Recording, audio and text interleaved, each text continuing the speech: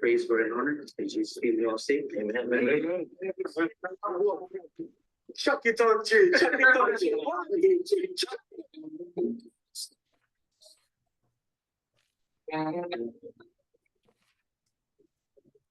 Yeah, baby, I was your babe. You're my baby. Are you thinking whiskey or Cabernet? Then again, it gets me drunk. I know I can say that, but I love you.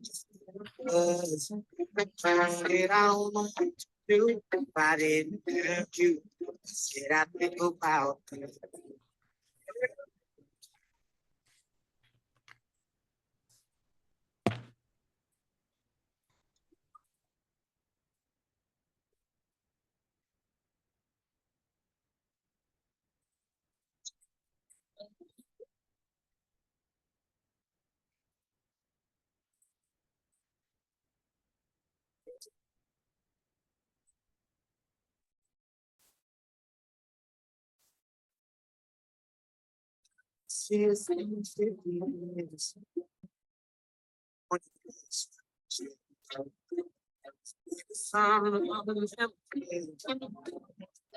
Something never changed.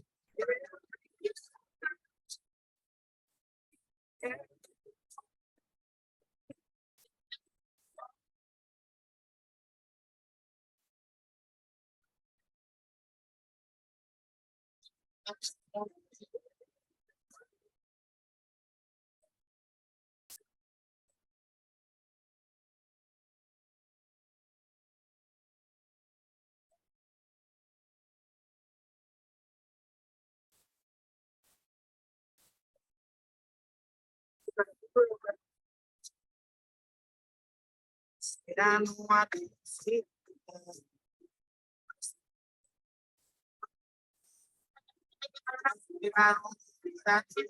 I didn't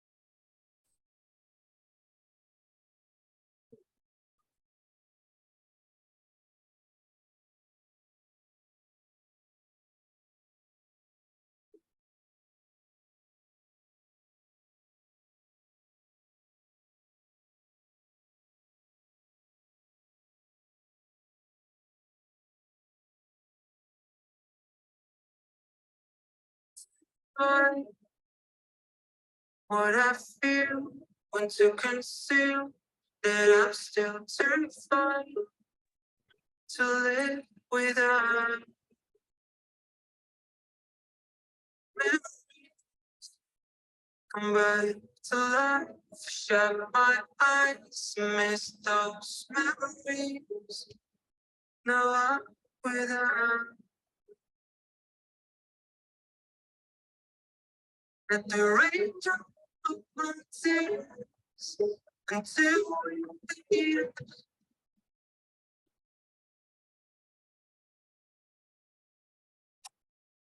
Aloha mai kako, everybody. We want to welcome you guys to our 2023 Hoku Nights here at our Milolii Hipuu Virtual Academy. Join us every month around the Mahina Hoku as Milolii Hipuu continues our fourth year of our virtual huaka'i, sharing the stories of Hawaii and its people. I just want to thank all of you guys This is our Zoom meeting ID.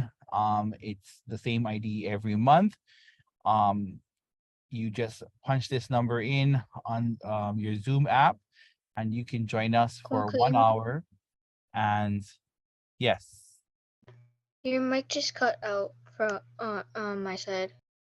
Okay, let me just double. Can you hear me now? Yeah, you are sounding good over here. Every month around the Mahina Hoku, we will have a talk story session with different practitioners, people who love and care for Hawaii. As you join our class, you'll also get to meet our students and our kumu and our team. This year, our theme is our Olelo no Eau is Ohe Ulu e Loa'a I Kapokole a Kalo. No breadfruit can be reached when the picking stick is too short. Thus, meaning there is no success without preparation. So with that, we wanna start off and share a little bit about our hoku. We then will have a little introduction of our special guest tonight. And then of course we have our haumana who is in our school that will be asking questions and spending time. If you're viewing us on social media, let us know where you're coming in from. You can ask questions throughout our show, and hopefully we will be putting our show on Naleo eventually. So with that said, I want to share about the Mahina for tonight. Well, not the for particularly tonight, but the Hoku for the Hoku for this month. Hoku Nights again is a show that was started during the pandemic about 4 years ago, where we couldn't see our kids, and we only had to meet virtually. And what we started was a program, a platform for our haumana to know more about the different practitioners and just ways to heal and learn about how we can thrive in a time when we were mostly at home and kids wasn't able to get out. So we're still doing the show. We still a little bit changed this year. It's through my classes I teach in social studies, but also in our media class we have. So tonight's guest is part of our media team, so we're really excited. But this is the Mahina Hoku for this month. We are in the dry season of Kau. The malama is Mahoi Mua, and our Mahina tonight is La'au Pau.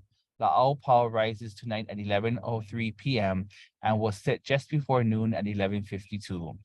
La'au Pau is the 20th lunar moon. It is the last of the 3 La'au Mahina, and it is a time for relaxing and healing. La'au means just about any type of vegetation and trees. Thus, these 3 nights of La'au were associated with trees and plants. Planting of certain types of fruits were discouraged during this period because they would be woody instead of tender, though other types of planting could occur. Good day to plant anything but vine type plants. Medicine was prepared and administered by the Kahuna La'au Lapa'au. This period was also an important time for healers to go out and locate herbs for medicines. Mornings fishing's fair at sea. Seas are rough in the evening as the ole winds have returned. The moon is about 70% illuminated tonight. Um, Let me see what else Manao we have here. And nope, that is the um the Mahina for tonight. So with that, we want to begin by sharing about our first guest speaker for tonight, and this is Miss Megan Mosley.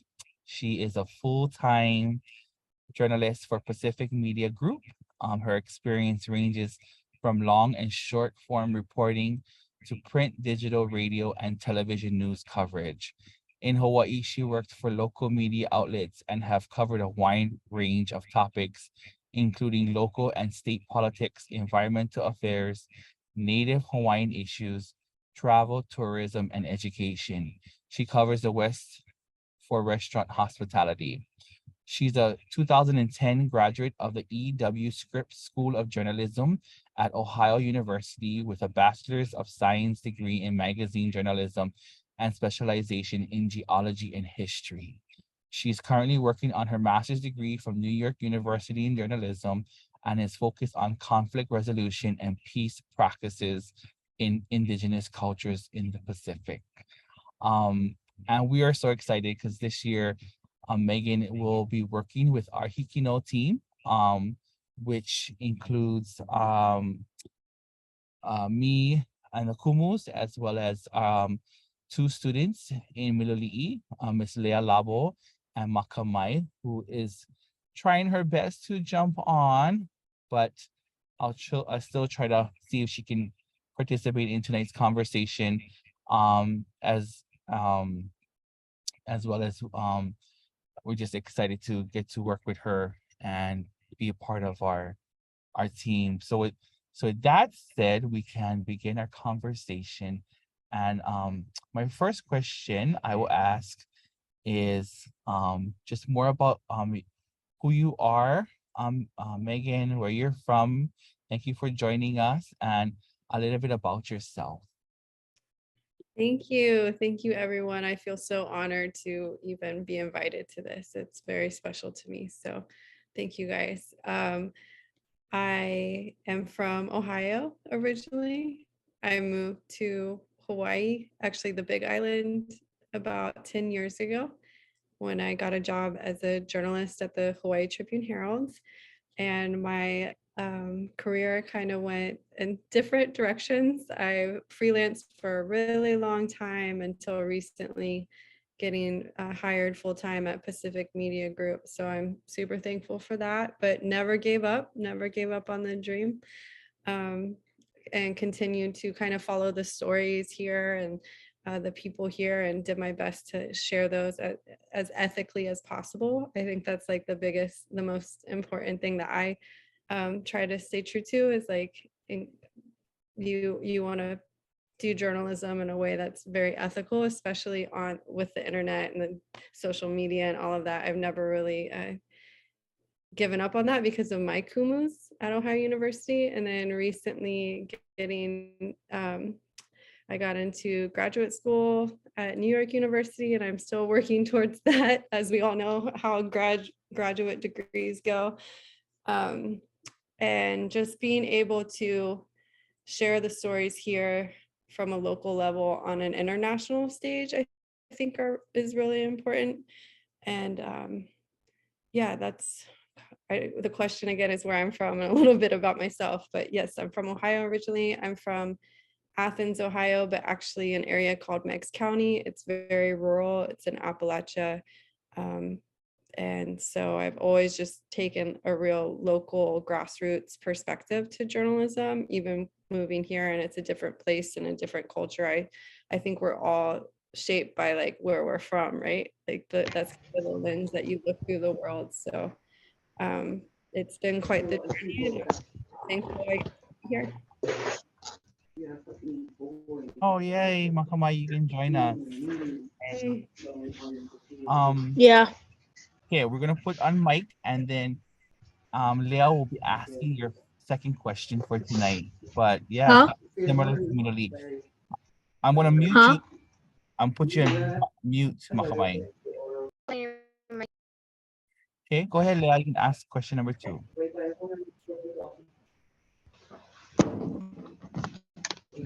What got you interested in journalism and why? Thank you. That's a really good question. I was always a good reader and writer, and my kumus would make me stay in during recess to read, and I didn't understand it at the time. And I remember being super frustrated because I wanted to just go play with my friends. What they were doing, they were just helping me excel and not lose that. So I continued to read and write all through elementary school, middle school, and then in high school, I wrote an article that won first place in the newspaper, or not the school's newspaper, and we got to have a pizza party. So that was super fun. And I definitely missed the pizza party because I had to finish taking a test. So don't skip school or else you'll miss the pizza. But then what really got me into it is it's in my blood. So that's something I learned about Hawaii too. I never really thought about these things, but I think because the culture here is so focused on like where you come from and who your kumus are and like what shaped you and your ancestors, it made me kind of reflect on myself in that regard. So my great-grandmother, my grandmother, or my great-grandfather, my grandfather, and my grandmother were all journalists. And my great-grandfather worked as a professor in journalism. My grandparents actually met while working as journalists, and I have a picture of that I'd like to share at some point.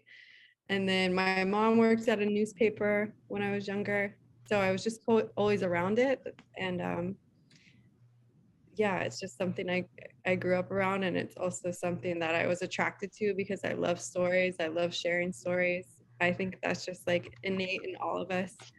So that really is what guided me. And then where I grew up in Athens, Ohio, where I went to my undergrad at Ohio University, they have one of the best journalism programs. So it's just kind of like the world around you shapes you that way, right? Sometimes the path is just already there. You have to follow it. So that's what got me interested. And of course, we all liked, who doesn't like their picture in the newspaper, right? When you're a kid and you're playing basketball or sports and you get a photo in the newspaper, I always felt like that was really exciting. And I'm like, how does that happen? And yeah, just been in the work ever since. So. Awesome. Makamai, if you want to unmute yourself and you can read question 3 for Auntie Megan.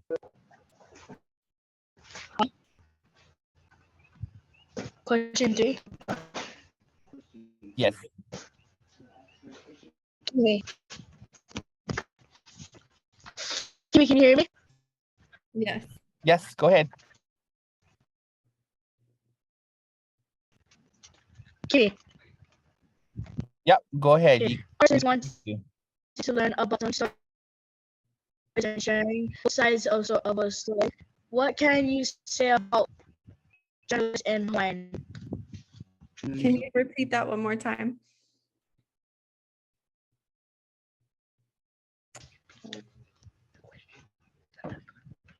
Our students wanted to learn about telling stories and sharing both sides of a story.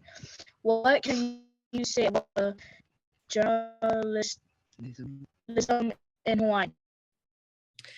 I think your question was you wanted to learn about journalism and sharing both sides of the story and how I do that and why. And particularly in Hawaii, how is it like in Hawaii versus, I know you came from a different place, but also what's special about storytelling here? I have never seen, and I haven't been anywhere else in the world other than really my home and here, but I've never seen so many complicated voices surrounding one space. And that's why it is important to show both sides of a story, but another important element is giving background to that individual or the source and making sure that the readers can make their own judgment, like where is this person coming from? Are they someone who is benefiting from XYZ? And if so, how? You have to like include that in. That way you give some background and context to that individual's voice, right? So there's a lot of different voices in Hawaii. I also think it's very important to showcase, like it's very important to be mindful of who the microphone is given to on certain topics, because just because you're showing all these different voices is that someone's kuleana, right, to add their voice on a certain subject. And if it is, then you make that known, but if it's not, that's really important to reflect on. So for instance, I'm doing a story about an ordinance that the county county commission is looking into that would essentially ban recyclables to be put into the West Hawaii landfill, because the landfill's almost at capacity. And so there's two people who have different perspectives on like the ordinance, and just adding that in there so readers have an understanding of, here's one option, but here's another. So that's how I go about that. I don't know if that makes sense, but it's definitely, there's no place like Hawaii to cover certain issues. So being very mindful of the sources that you include in a story is really important, because we all have opinions, right? But I'm where Kaimi's from. So if I were to give my opinion about wherever Kaimi's from, like, is that wise? So those are the things I think about. Mahalo, Megan. Leah will ask you question number 4.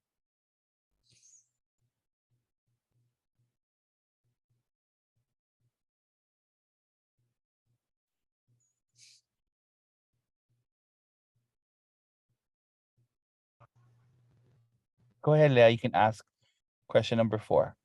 Okay. There's one thing that can help students not know.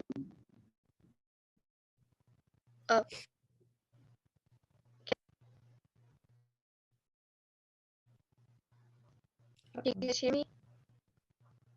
Kind of.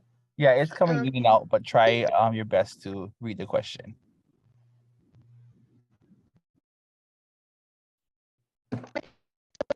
Thing that can help a young student who does not know much about journalism but would like to learn more What would I about journalism. recommend them to do if they're interested in journalism? Reach out to someone like me, and maybe follow them around for an hour or a day, get a feel for what that looks like. And there's plenty of resources at the library or on the internet, heaven forbid, if you're old enough to go on the internet. But definitely like shadowing someone, I think is really important. Finding a mentor. I had really great mentors from an early age. So I would love to be that for anyone else. And I'm sure other journalists feel that way too. So yeah, no, there's no experience like getting your feet like actually wet. So just jump right in and follow a journalist for a day, and you'll figure out whether you want to do it or not, for sure. Awesome. I think Yeah. that's the best way we learn is hands-on, and being on Mhm. project or being on site, especially because we're a charter school, gives us a lot of more opportunities for our kids to learn. So that's a great tip. I'll read the next question. Question number 5. How can we understand some of the writings you have done, being that journalism is not the same in media anymore? Media is sometimes very one-sided. So it's kind of hoping to get to the truth, or at least have a fair and balanced uh, um, piece so students can learn, like, sometimes what they're being told is not always what's the right answers. Yeah, I think it has to go back to what we were saying before, like adding that important information to whatever's in the story, right? So like the adding context, like whenever I research something and there's a public document or public testimony or some important legislation, I always link back to it. So you can always click that yourself and make your own judgment, right? Or if there's someone in the story that is motivated by something for whatever reason, like that's worth noting, because you want to be able to be a critical thinker and like discern for yourself, like whether or not this person's perspective is fact or is their perspective bias. And often it comes from somewhere. We're only humans, right? We are passionate about certain things or see the world again like through the lens that we grew up with. So I always just try to include that in my writing.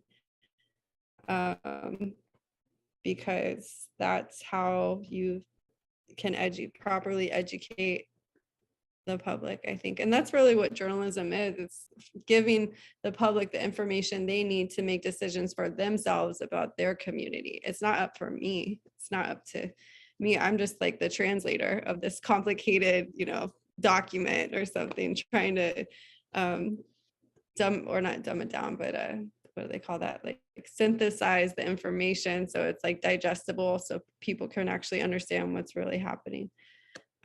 So yeah, just look for that if you're reading the news. If someone's telling you what to think or saying mean things. I know some newscasters might say certain words that are kind of rude or aggressive. That's not real journalism. They're trying to get a point across. So just reading is a good place to start. I think reading in general is the best route to go.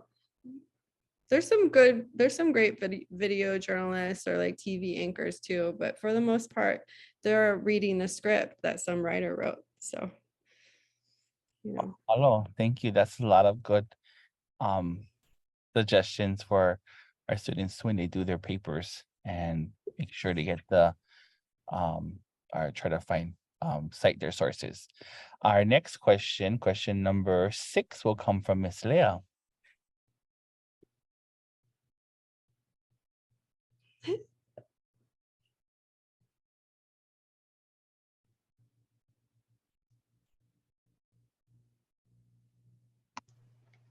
Who is one person, or who is the person you contribute for writing, and what story or writing can you share from them and why?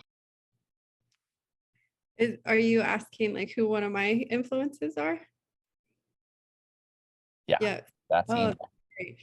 I was really into magazines. Those were a thing when Uncle Kaimi and I were growing up. So I was reading a lot of Vanity Fair investigative journalism. So James Wolcott was one of my favorite writers, and really because back then writing was it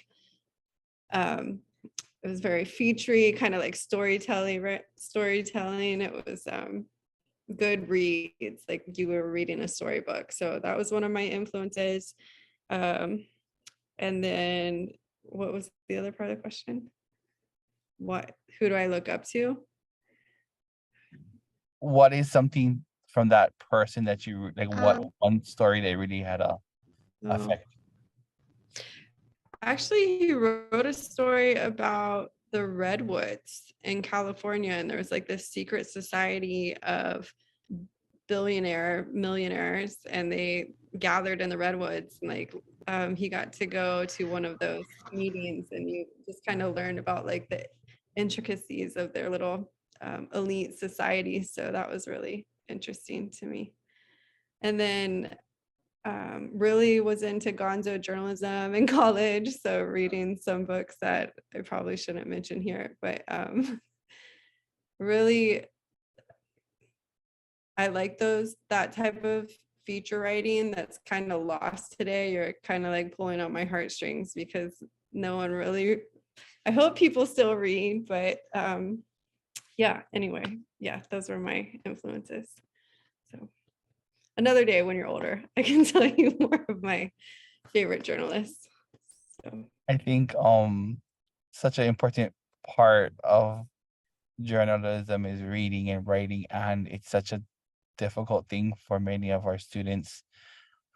And we lost a lot of that. I think not lost, but it hasn't been where I think in the time when we were younger, there was so much time we spent doing those things. So encouraging them to read is so important. So that's really good feedback that I think makes you a better person when you tell your stories. Yeah, I think writing, no matter what language you're writing in or wherever you come from, that's kind of the fundamentals of storytelling, or just conveying a thought. You kind of have to write it out first. and it's so freeing, right? Like no one knows. It comes from you and out to the world, and it's like your own little space that you get to articulate what you're seeing and how you're seeing it. And to me, I love that feeling of freedom. Yeah, I like that too. I think that's so cool to be able to express yourself, but also through your writings you can see the passion. The next question is coming from Makamai. It's question number 7, and if she wants to unmute herself, she can ask Auntie Megan number 7.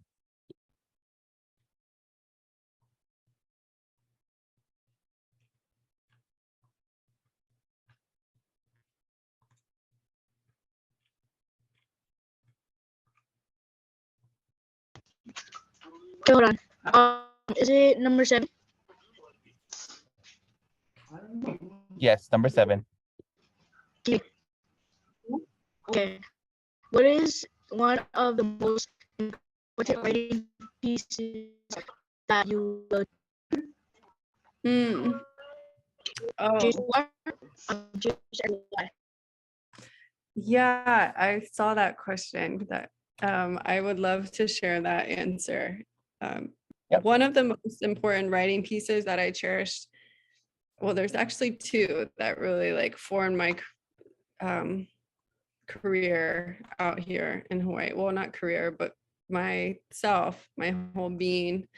And one was when I went up to Mauna Kea with huaka'i and Kalani for us for ceremony. And then 2 was when I wrote about a state bill for about Waipio Valley in 2014. And I came across that bill online randomly, like journalists do. We're always like fishing for stories, right? So we're looking up different legislations and we're looking up different, you know, things that are happening in our communities so we can learn more and educate the public about what's going on. And I came across this bill, which was about to go in front of the governor to be signed into law, and it was forming a committee to oversee the sale of Bishop Museum land in Waipio Valley that was leased out to certain taro farmers. And I asked my coworkers at the time, I said, well, I think this is something we should cover. And they said, oh yeah, we saw that. And I was like, so there's that too, right? As journalism, fewer and fewer journalists are entering the market, or less people are pursuing that as a profession. There's less of us to like try to cover these issues and like get the stories out. So luckily I caught it and interviewed people, and it come to find out that there was like this whole community of individuals who still had a lot of questions. They were not in support of the legislation. The story comes out. Next thing you know, we have legislators coming in to meet with the community, and together they all decided that that wasn't the best route to go. And so that really that was one of the stories that I cherished the most, because one, I just happened to fall upon it by like chance. So that like really showed me the importance of the work that we do, like these long hours that journalists do for little pay and reading tons and tons of paperwork. But it's important because sometimes things can get slipped through the cracks, and then that's when that could have a potentially negative impact on a certain amount of people. So to just see like a whole group of people come together and see them make peace with it and feel thankful that they were able to come to like a different decision, that was really fulfilling to me. But I wanted to share this with the girls because I think it's important to know, and I think they're at the right age, but there were different versions of the bill, right? The first bill that I had read suggested the working group include members of largely government and business affiliated organizations. And then after the story comes out, they changed language in the bill to include working group members from, individual farmers, kapuna, all of that, which some could argue that is, trying to come to some sort of agreement, or what do they call that? Like a balance, a compromise. I'm a little more skeptical because this bill almost made it all the way through. So those are the things that I think are important for kids to really like consider. I mean, whether you're a journalist or not, you really want to be aware of what's like happening in your community, and how research people's motives, try to form your own understanding, and then that way you feel like an empowered individual in your own community. So I'll just say that. I think that is so interesting, because I think for a lot of us, we don't know what's really like behind a lot of these things and policies that are being decided for many of us in Hawaii. And that's just because I think there's a different way of how things are done. And I think we need to have more people speaking up. Things like this is a great way to have a voice and be able to really share it. And I remember taking students similar like Makamai and Leah at one point, and it changed my life, because you realize there's so much more to the truth than what we see. And the two stories you cherish, probably it impacted not only you but the people around you. And I'm excited to really like see where that can go, because you kind of go down not a rabbit hole, but you go on a journey, and I think the journey leads you to a different outlook on life, and you either gonna be more awakened, afraid, or mad, or whatever. And I'm just excited to understand where when it comes to Hawaii and these stories that we have they is Hawaii in a place where we feel that there's a lot of how can I say it? We are seeing the people really be in charge and make the critical decisions, or is it still someplace that it still has a long way to go? Wow, that's a really profound question. I am 100% faithful that Hawaii is completely capable of making their own decisions for themselves and their communities. I've witnessed it multiple times over. I guess I feel that way because I'm not from here, and I like where I'm from, and I love my family. I'm not here to change this place. I'm here to learn. So coming in with that perspective is really important. And I feel like it's always, that's a really hard question to answer. There's certainly a lot of intelligent individuals here that can help steer that conversation better than me.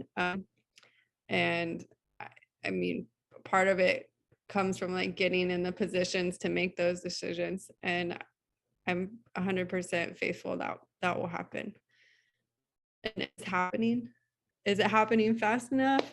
Could it ever happen fast enough? No, we need more locally led, community led decision makers for sure in all areas of the world, because that top down method doesn't work well. And that's when we get caught up in these little puddles, right? And then we need like something to come through and really rinse us all clean. So Yeah, the only I reason think I said that is because the stories you shared are like similar to the stuff the kids in our community, specifically in Milolii, have can relate to in a sense, because they have their own struggles. But we need to be leading the conversation and creating that space. So I was like, oh, great stories that I think have profound influence on those people and a lot of people in Hawaii that have a relationship with Mauna Kea and YPO.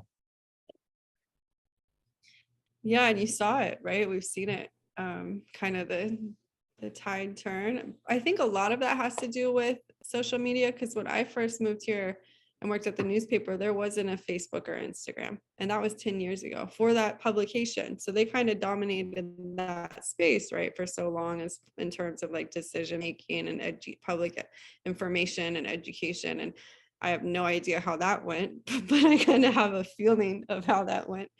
So I think having access to these platforms is so huge, and it's like totally changing the game, because you don't necessarily need a publication to tell you the news. Like, you can lead the conversation like we're doing right now. So I think that's awesome.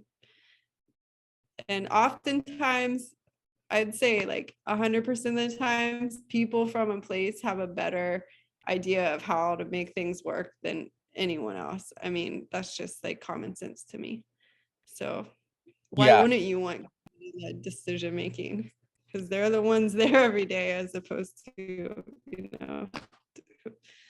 for a lot whoever of else. the So things that we try to share in our program, it comes from experience, specifically our relationship to place, and then being able to then educate and then um uh train these next leaders, especially in small communities, isolated like Milolii.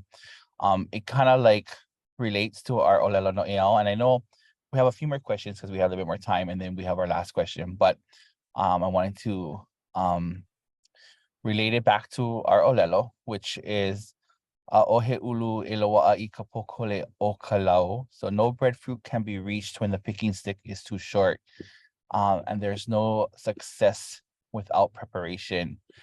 And I think in journalism, I think there's so much time that you have to take when you take on any story, and you have to be prepared and ready to go. And for you has this proverb speak anything towards your work and your body of journalism? Because it's definitely, I've read some of the stories you did for Bigale News, or Bigale Now, sorry, and it's always really like kind of like gets their people thinking. Yeah, so just wanted to ask that. oh, thank you. And yes, that when you first read that quote, it was like it's so true. And that's like the key to telling a good story, is doing your research. And so it's hard on a tight deadline. Like, I would love to have 1,000,000 hours to do a story justice, especially when people are reading it, and I'm not involved, I'm not there, I'm not from this place, or like so I do my best that I can. But definitely prepare as much as you can, read, research, talk to people, and consider like how you want to articulate the essence of the story. I mean, truth is an interesting thing. I think the sun rises and the moon rises and sets, right? Like, we all know that is truth.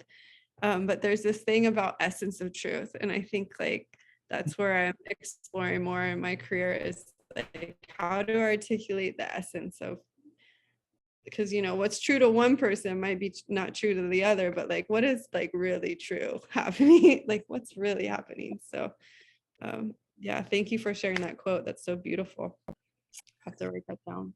And every year we pick a quote, or more a proverb, for Hipuu to guide us. Last year's Makahana Kaiki in doing your learn, that's a very common one that most Hawaiians have heard. This is where more specific. I think it kind of like, our school is also known for Ulu. It's one of the major foundations of our home school in Puna, and then also just the revival of Ulu, and so that's kind of a play on that. But also it then kind of comes back to our hamana being prepared for life, being prepared for work, and being, just eventually if they want to go on to higher education, it takes a lot of time to prepare and be ready. And just the work that you shared with journalism and coming from that's in your DNA, and then going to these prestigious schools and spending all this money. And I know, like a lot of like teachers, we don't get paid as much, but we do it because we love it, right? So I know you wanted to share something, a picture or something about somebody or your ohana. This is the perfect time to share it, because Oh, we're about 5 minutes to closing. But if you wanted to share that, you can share screen. I think you can okay. share. Let me see, multiple Let me participants. find Yeah. it first. See, I'm not prepared. No, I was prepared, but But I mean, just going on from that, um, I was hoping, um, yeah, sharing that, but it also just being able to, inspire those next kids that wanna be telling stories, but also really getting down to the truth in a lot of these things that happen around them, and making sure their freedoms are not um stopped from being themselves. We live in the greatest place on the earth, so let's try to keep it that way. yeah, and ask yourselves like, is this person speaking for me or did I get a chance to speak? Right? Like that, those are the things, like who's speaking for whom. And you should really try to just speak for yourself, right? Whenever possible, or at all times. And then ask yourself, like, what is really going on here? And that's usually what I do. Ask myself a lot of questions and let my gut guide me, um my conscious, which I think has a lot to do with my mentors and my parents and my grandparents, right? Who kind of taught me what was right and what was wrong. Because we know in our in our Yeah, hearts. in our na'au, we call it that na'au check, or the gut feeling, especially um if you're raised in that similar upbringing where it's hard work and everything is life lessons, and everybody has their own, like, no one's telling them what to do, but you have your own mind, and you contribute to your community, and we all want to leave this place better, right? So we all want to have a huge impact to the next generation. And I bet you if you go back home in Appalachia, you can just go back like it was yesterday, you never left. And that's Mhm. such something beautiful. So I just wanted to see. 100%. And I'm not like, some things have changed, but the that essence again of like dignity and values, like those things are still there, and that is so important. And once you start losing those things in a space, like then you lose the whole thing, right? Like what you were born with and right Mhm. grew up with. So and I think progress, this idea of progress, and like we should start asking ourselves, what does progress look to you? And like what does progress look to someone else? Because it's not gonna look the same always. And I think it's very much value based. So, well, shoot, I can't find my grandmother's picture, but that's okay. She's here in spirit. Oh, great. So Was your grandma I'll share. awesome? Was it just because she was the one made you who you are? Yeah, she had a big influence in that. And then my other grandmother was a teacher. So, um, they're always here with us somewhere, guiding us along the way. Truly. But Yeah, our kupuna are here in our presence. That's definitely true. Well, Megan, we have one more question. And every Hoku nights we try to really give an opportunity, because we save this recording. It's there for everybody to view. It's on our social media. Our kids can watch it. I have them do that for my class just so that they can understand, like, okay, if I want to go into journalism, this is what I gotta do. If I love to do Hawaiian medicine, if I love to do farming, if I, anything that is a practice that can apply, it's so important that we leave this space better. But we want to give you this last 2 minutes to basically share your message to the world when it comes to it can be anything, but particularly the mana'o, which is journalism tonight. So everybody on our Zoom and out there, this is Megan Mosley. Oh, thank you. What is my mana'o on journalism? Slow down. Slow down with how we're consuming our information. I mean, you cannot expect to have all the facts and all the information instantly. And if that's like the vehicle that we're really like using to deliver information, then I don't think journalists are doing their due diligence to properly like inform and educate the public, which again, that's what we're supposed to be doing. So yeah, that's my message. Like, we have to start making decisions on how we like present this information to people, and make that decision not based on like the most likes and like the most viewers, but more so telling the story the right way and doing it properly. So that's my message.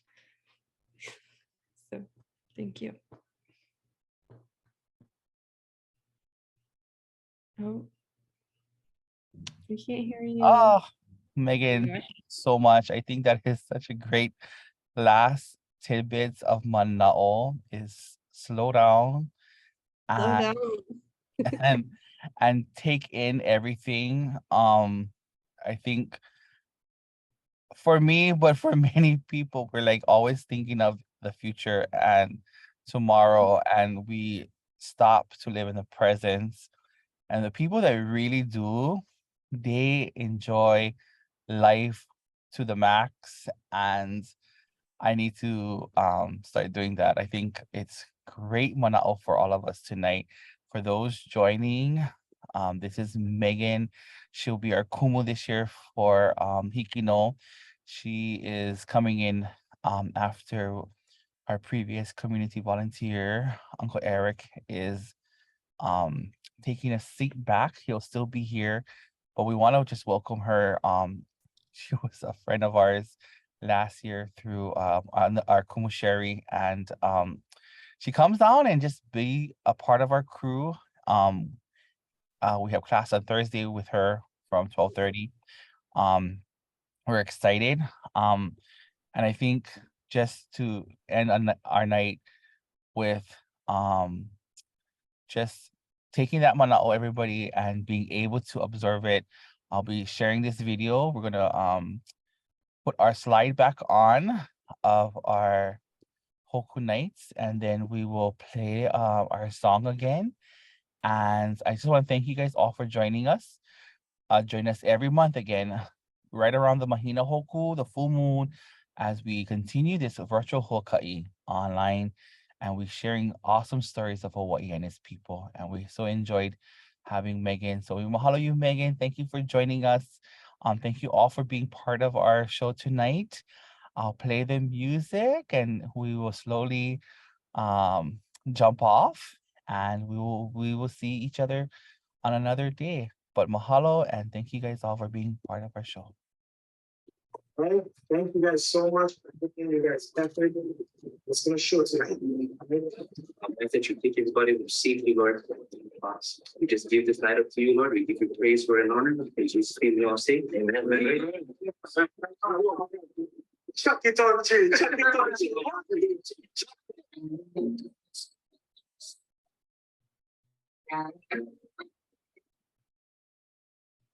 Hey, baby, I was drunk.